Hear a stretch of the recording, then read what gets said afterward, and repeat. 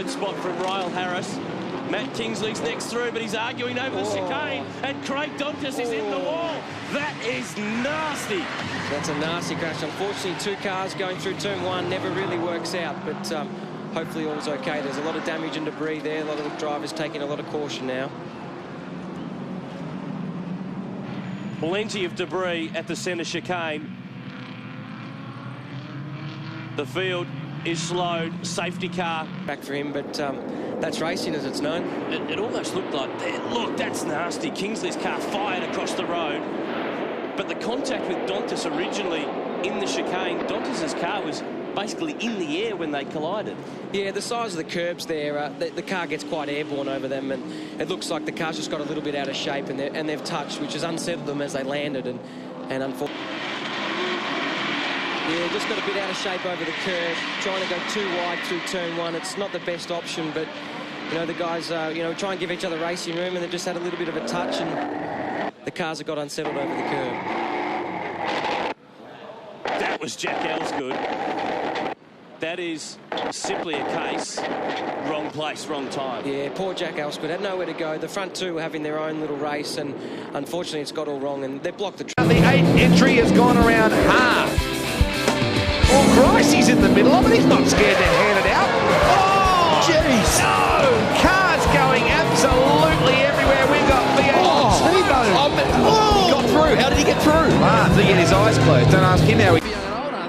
Now this is the replay. Turn 8, Yokohama replay. Grant Thompson, look at the wall. He has hit that hard, and that car crashed at Bathurst recently in the 12-hour. Oh, that is unbelievable. And at Bathurst, it was the right side. The V8s were upstaged on Adelaide streets by some major support category carnage. In one brief moment, a Mini was a mangled mess. Thankfully, Chris Wooten... The racing, and it just goes to show, as we see a replay here of Cedars... No chance. Exactly like Kim Jane, straight into the barrier. And Nathan Pretty wasn't too far behind.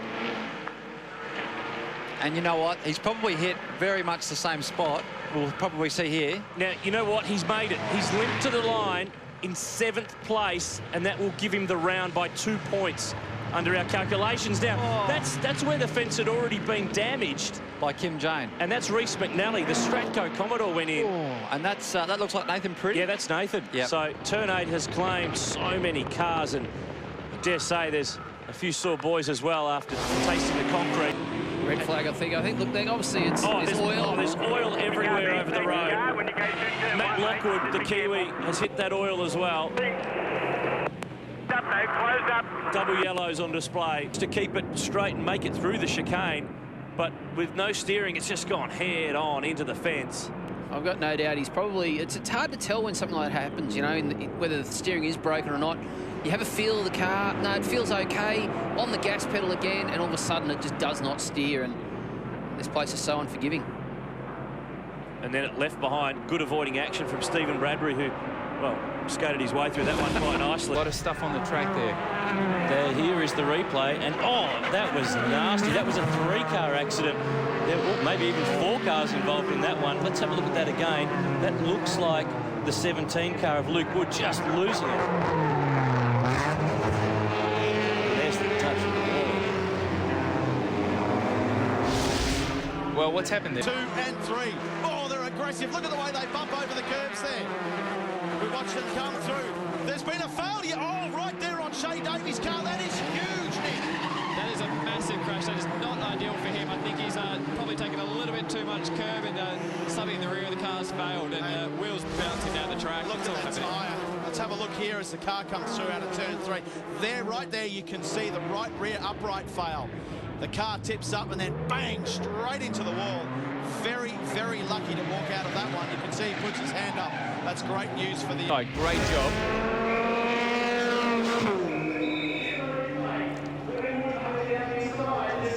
Too ambitious, Brad. Way too Replay.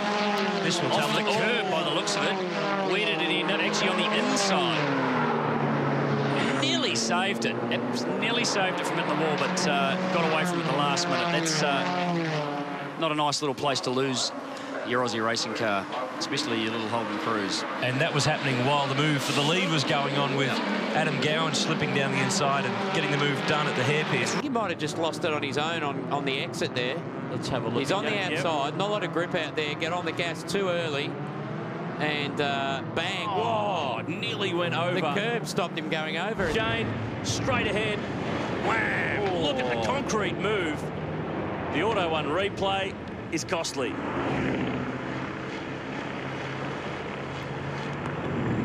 Massive hit there. The lap one's been pretty clean for us through the turn 1 chicane. We've got a car to the left.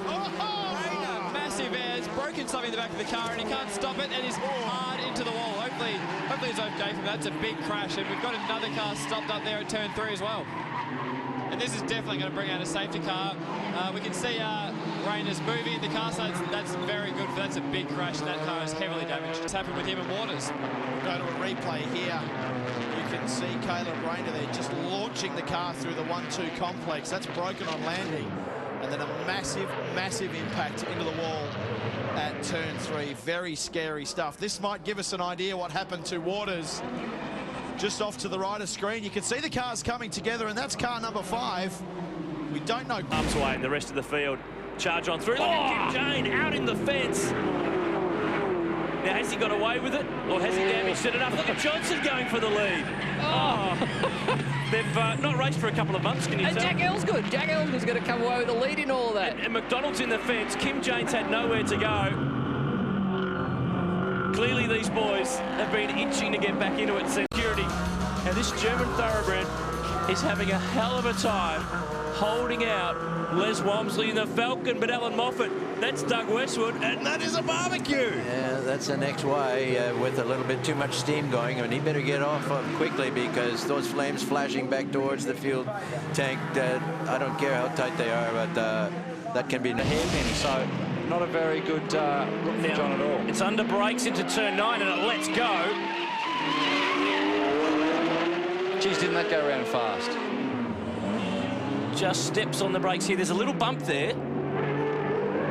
And these cars are like, well, they are a GT car. They are from Europe. They do race them over in Nürburgring and Spa. They are a very, very fast, lightweight, high downforce car.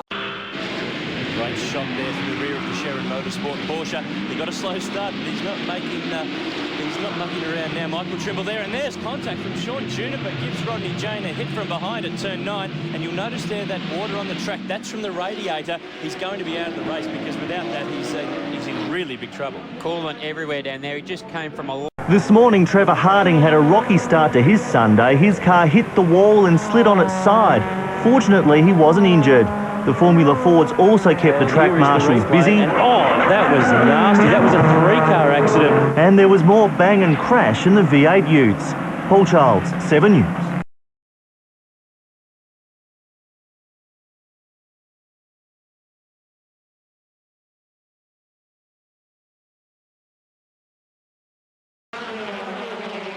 And this is for the race lead. They all come through turn 8 into turn 9. 4-1. This is unbelievable. Look, Huge accident in the background. Massive, massive accident. A car up against the wall.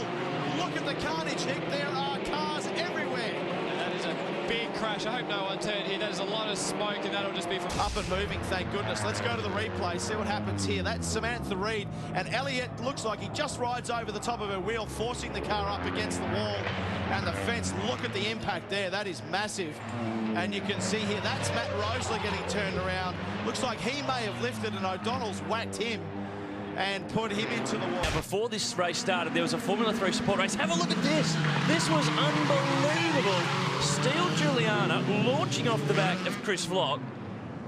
Brings back a memory of Mark Webber from Valencia a few years ago. Yeah, well, it brings back a memory that these guys need to go back to driving school. Won't take part for the rest of the weekend. Yeah, this is why, and you know about this stuff. This is brutal. Absolutely brutal. Look at that. That Falcon was bent in half. Look at the damage. The tray has literally come off the car. Except for the spectacular part. He's just an innocent victim down at turn 9, flipped over. That is a very scary ride. He's fine, no problems there. Same turn, this time 4 cars get involved. In fact, make it 5. And I want you to keep your eyes on car number 42. Go straight into the wall, crunch. That is Leanne Tan. South Australia. Thankfully, Berwick Linton was able to walk away after this huge crash, but his Beamer was destroyed. More like a demolition derby. The Orange Grove fruit juices, 4 wheels on the dirt. And oh, big turnaround. Oh, in fact, that's Ian Luff. Here he's a passenger. You see the other guys saw what was going on. They had a box view of what's going on. McLean was looking out the side window wondering if he's going to get stopped before that tyre barrier in the wall there, but thankfully got it stopped in the grass. He's managed to get running again, but is back in position 7. It's a shame for